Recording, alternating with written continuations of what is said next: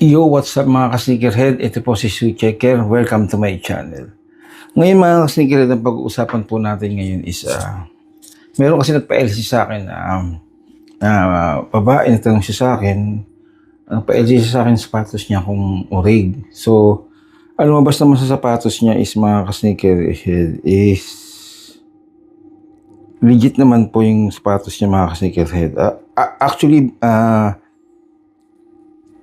sa mga nakakalimang na ako nito yung Nike Dunk Nike Dunk na Atmos Elephant. Siya lang po yata na naalala ko na nag-pass. Yan. Yan sneakerhead. Yung Atmos po niya mga ka-sneakerhead, isa yan po sa mga rare na sapatos na nilabas ng Nike na collaboration po yan. Ang nag-range po yan is, kung di ako nagkakamali, nasa around 40 to 35,000 yan mga ka-sneakerhead.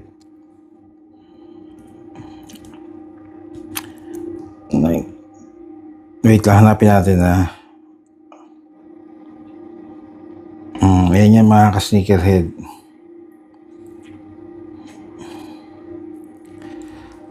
Actually, ayan siya mga ka-sneakerhead. Nag-range siya ng 39,000.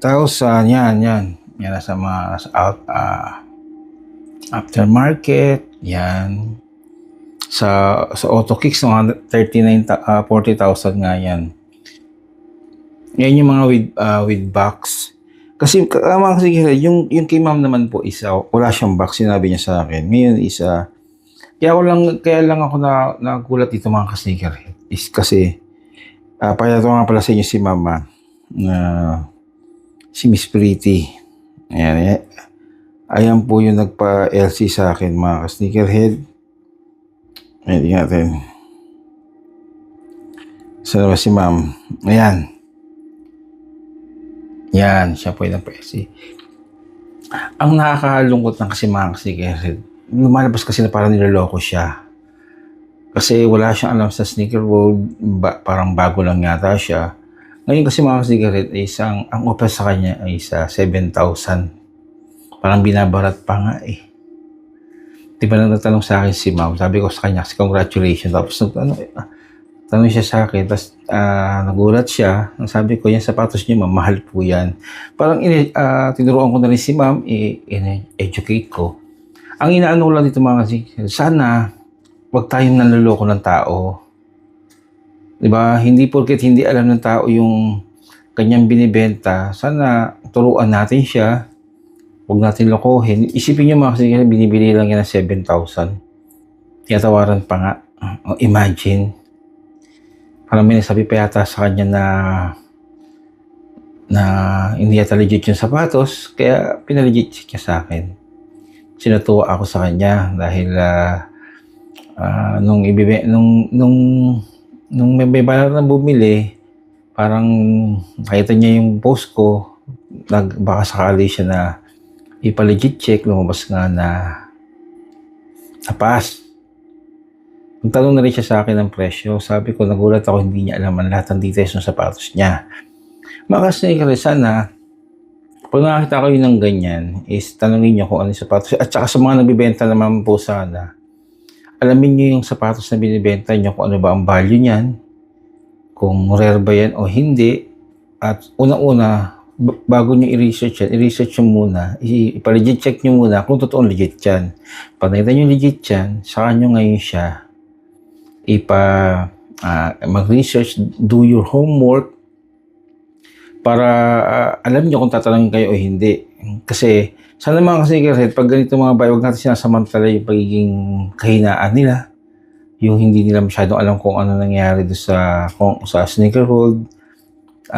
Sana yung mga, pag nakita nyo ng ganyan, i-educate nyo si ma'am, turuan po ninyo. Kasi para sa akin kasi, parang feeling kasi ni ma'am niloko siya. Parang niloloko-loko siya. Totoo naman. Kaya medyo nakakalungkot lang talaga kasi babae, huwag tayo maglulok nito mga ka-sneakerhead. Magsabi tayo ng totoo para naman na mas maganda yung nagsasabi ng totoo tayo, di ba? Sa kapwa natin, nakakagawa pa tayo ng kabutihan. Di ba? Ilang yun sa akin mga ka-sneakerhead. Huwag po tayong nanloloko ng tao, lalo na sa pricing sapatos. Turuan natin siya, maging honest po tayo sa kanya. Mahal po yung sapatos ni ma'am. Congratulations, ma'am. Sana mabenta mo na maayos yan kasi walang box yun.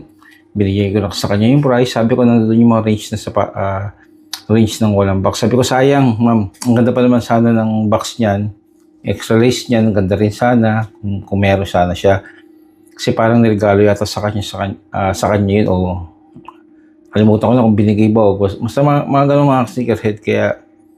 Kaya mga sneakerhead, sana inaano ko sa inyo na maging honest kayo sa mga community natin. Huwag tayong nanloloko.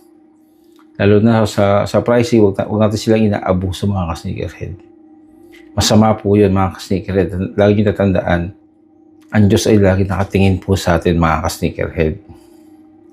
Okay?